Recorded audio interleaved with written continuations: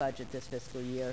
It's definitely to prepare for next fiscal year, and also to prepare for any reductions that may need to be made in the next fiscal year.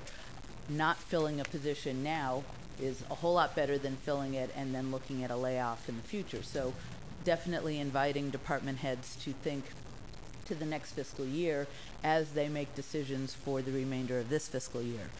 And at that point, we asked them to target a reduction of around 5% for the remainder of this fiscal year.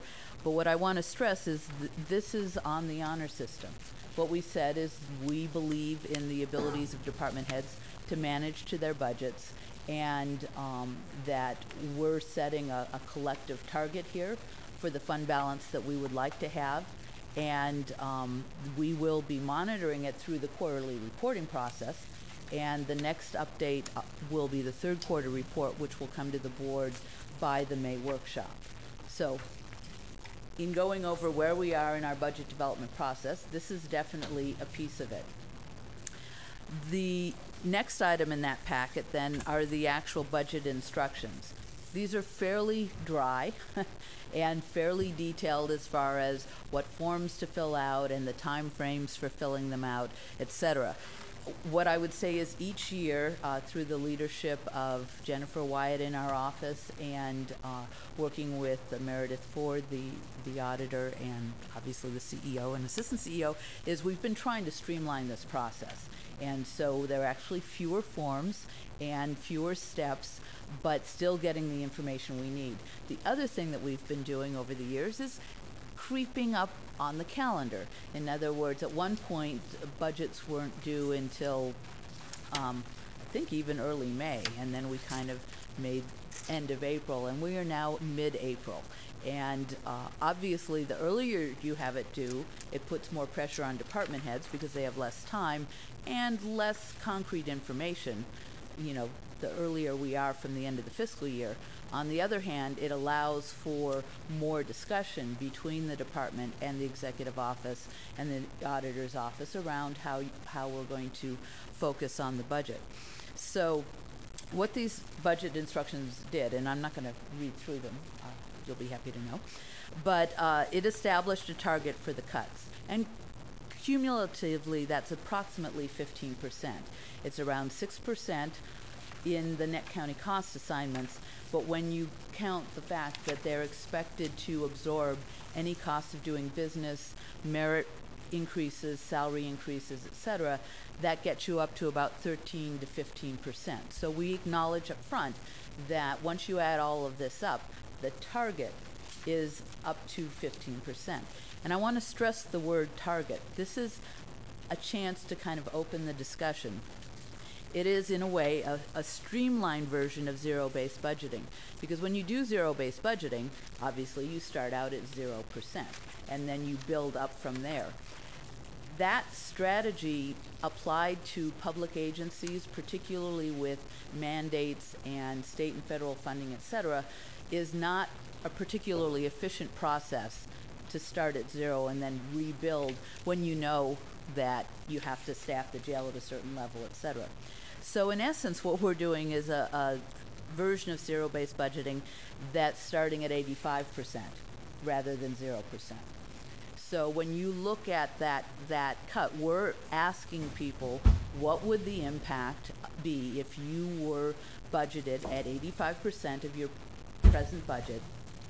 And that allows us to see how all of those line up, because when you see the impacts across the entire organization, you say, okay, well, in this department, maybe it means one fewer attorney. In this department, it means, you know, they're unable to process accounts receivable. In this department, it means, you know, doubling the caseloads of the probation officers, etc. And it gives you a chance to look at that across the board. I want to stress, though, it's a target, and that's what we've said to the department heads. I may undercut this, but the chances of being able to apply this kind of a cut to the smallest departments is slim to none. I mean, when you're talking about getting rid of, one whole person out of a 5 to 10 person office, clearly that's not going to work unless you're able to drop enough of activities or requirements that there's nothing for that person to do. And that isn't what we've come across. I mean, where we are in this budget process is several years worth now of, just cinching the belt in and cinching the belt in. So the reality is that this gives us some comparisons of impacts, of relative dollar amount impacts, but this is not fate. This is not saying this is what's going to be proposed as the proposed budget. But it is important for department heads to kind of enter into this exercise and be able to have that discussion of what those impacts are. Because assuming that there may be some additional monies available as we build this back in, you have to look at the relative importance of building back in, and this is a random example, building back in an attorney in the county counsel's office versus building back in deputy sheriffs in the sheriff's office. Or you pick, there are any number of examples. So we've established a target. It's for purposes of discussion. We want to know what those impacts were. If people were forced to do this, what would it look like? And then we go into the budget conferences and we discuss it all the way through. Another part of the process is that people are needing to fill in the budget templates in Munis from scratch. They're not being given last year's numbers to just work off of.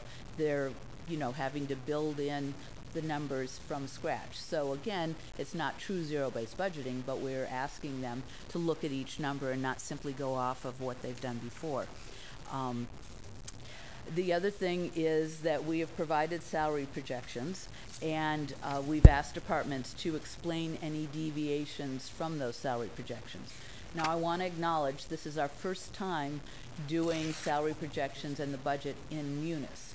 So there are some glitches, and there may be some very legitimate reasons why a department feels that they need to modify those projections. But they'll need to explain it, and we'll need to understand it and go from there. Clearly, one of the steps in this is reviewing staffing levels, and that happens with every single department as part of the budget conference process.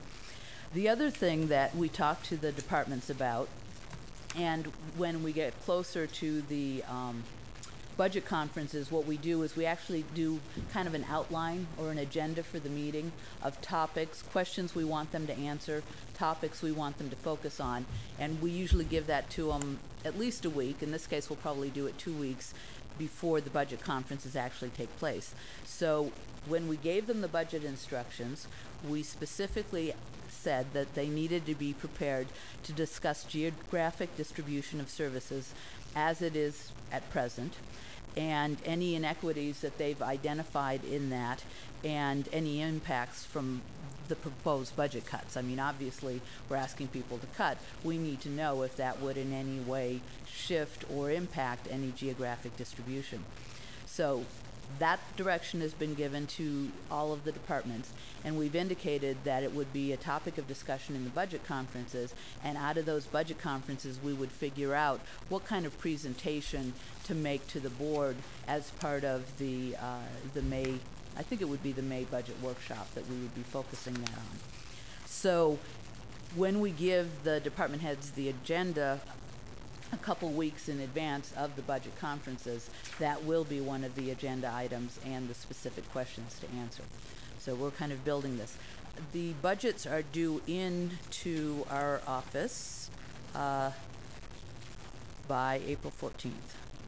So, and then they have a couple more weeks, again, before the budget conferences themselves to get in their narratives and those sorts of things. So we've tried to put in a series of deadlines so everything doesn't have to be done at once. Obviously, the numbers are the ones that we're most eager to